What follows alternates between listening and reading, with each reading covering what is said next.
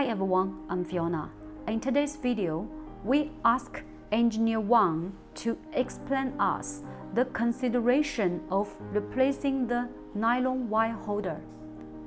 When we want to replace the nylon wire holder for the cutting line, the process is the same as replacing the copper wire holder.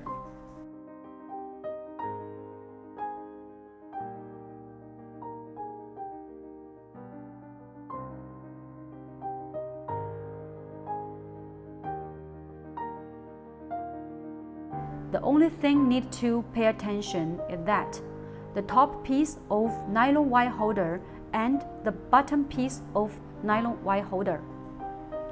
Make sure that the nylon piece must be brought with an induction iron. We installed 2 screws in the nylon piece.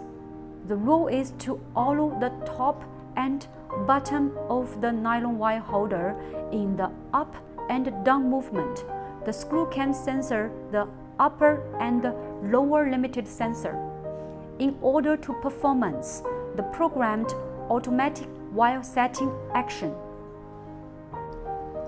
If you want to know more video like this, or if you want to see more information about EPS machine and EPS mode, please hit the notification bell to stay part of the conversation.